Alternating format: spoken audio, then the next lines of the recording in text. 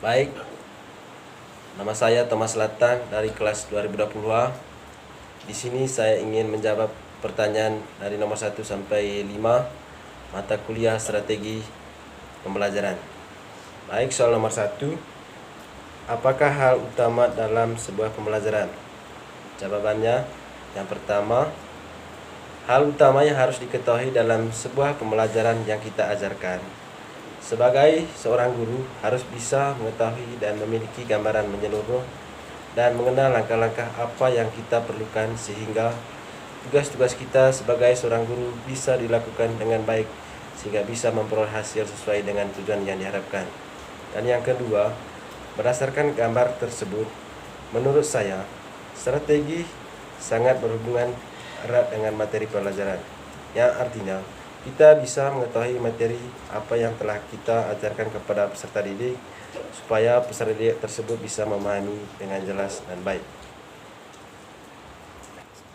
Baik, soal yang kedua, jelaskan pemahaman kamu tentang hakikat belajar mengajar. Menurut pemahaman saya, hakikat belajar mengajar yang dilakukan seorang guru yang berhubungan erat dengan bagaimana intisari atau hubungan timbal balik yang dilakukan seorang guru dan peserta didik. Misalnya, di sini guru menjelaskan materi pembelajaran dan tugas siswa adalah mendengar dan merespon guru saat mengajukan pertanyaan kepada peserta didik. Maka, disinilah terjadi hubungan timbal balik antara guru dan peserta didik. Dan yang kedua adalah klasifikasi strategi belajar mengajar. 1. Ditinjau dari segi pengaturan guru dan siswa dapat dibedakan. Yang pertama, dari segi peraturan guru, ada dua macam, yaitu pengajaran oleh seorang guru dan pengajaran yang dilakukan oleh suatu tim. Dan yang kedua, dari segi hubungan antara guru dengan siswa, ada dua macam, yaitu pengajar dengan tatap muka guru dan siswa dan pengajar dengan perantara media, baik media cetak atau media visual. Dan yang ketiga, dari segi siswa, dapat dibedakan menjadi tiga, yaitu yang pertama, pengajaran klasikal atau dalam kelompok besar, dan yang kedua, pengajaran dalam kelompok kecil, dan yang ketiga, pengajaran perorangan.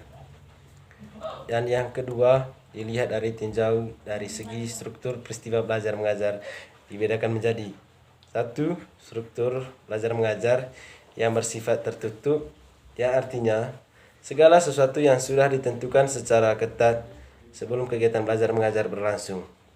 Dan yang kedua, struktur belajar mengajar yang bersifat terbuka dalam arti tujuan khusus, materi, prosedur yang ditentukan sementara pada saat kegiatan belajar mengajar berlangsung. 3. Ditinjau dari segi peranan guru dan siswa dalam mengelola pesan yang dapat dibedakan menjadi dua, yaitu strategi belajar mengajar ekspositori, yang artinya pengajaran yang menyampaikan pesan dalam keadaan yang telah siap dan artinya telah dioles secara tuntas oleh guru sebelum disampaikan. Dan yang kedua, strategi belajar mengajar heuristik, yang artinya pelajaran yang mengharuskan siswa untuk mengelola pesan. Strategi heuristik ini yang akhir-akhir ini dikembangkan dan sering dikemukakan orang adalah penemuan dan inquiry, atau dengan kata lain, dalam pengelola pesan mengharuskan siswa yang menemukan dua mencari sendiri melalui pendekatan masalah-masalah.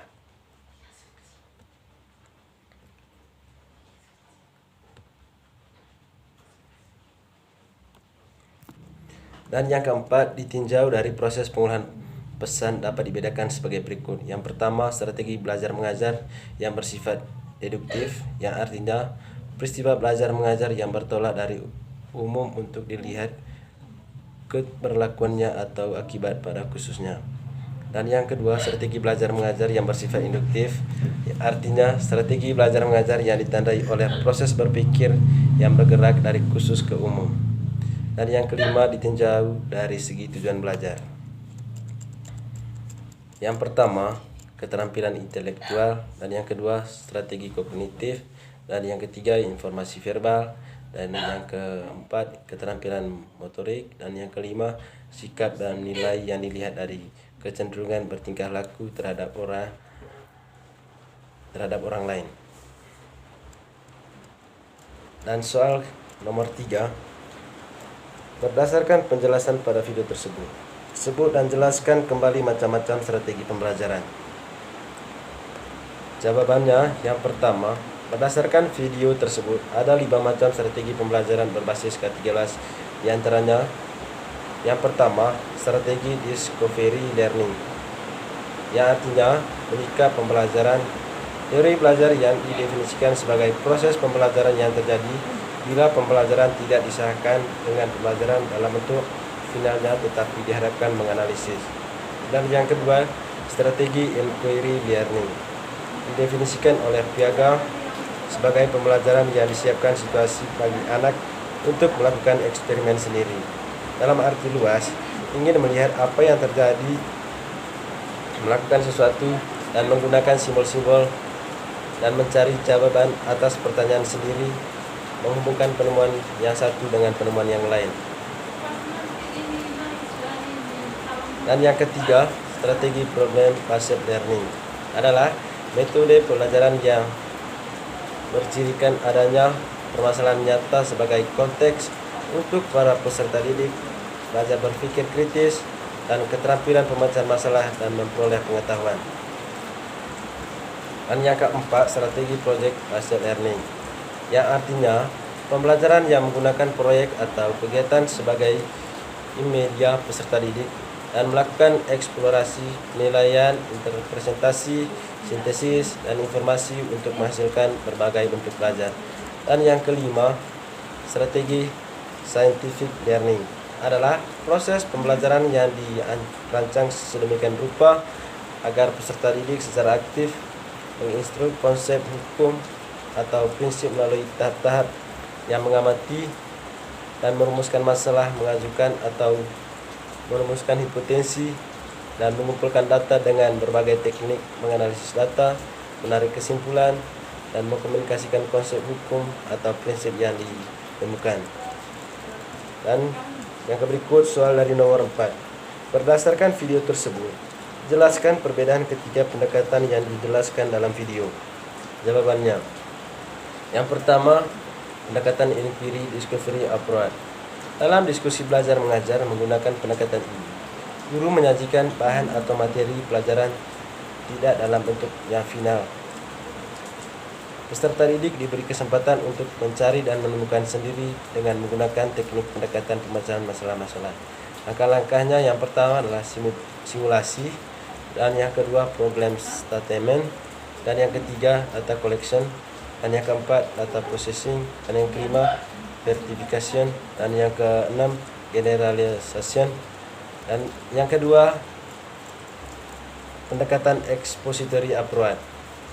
Pendekatan ini ada beberapa macam. Yang pertama, konsep pendekatan expository menekankan bahwa penyampaian informasi yang disampaikan sumber belajar kepada warga sekitar, yang artinya melalui pendekatan ini guru dapat menyampaikan materi sampai tuntas. Dan yang kedua, pendekatan expository lebih tepat digunakan apabila jenis-jenis atau bahan ajar yang bersifat informatif, yaitu berupa konsep dan prinsip dasar yang perlu dipahami siswa secara pasti. Dan yang ketiga, pendekatan ini juga tepat digunakan apabila warga belajar dalam kegiatan belajar untuk relatif yang banyak.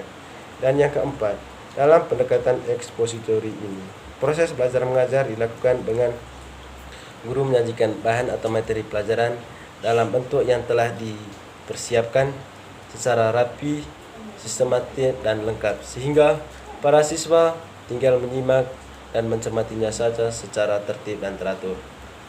Dan yang ketiga, pendekatan mastery learning approach.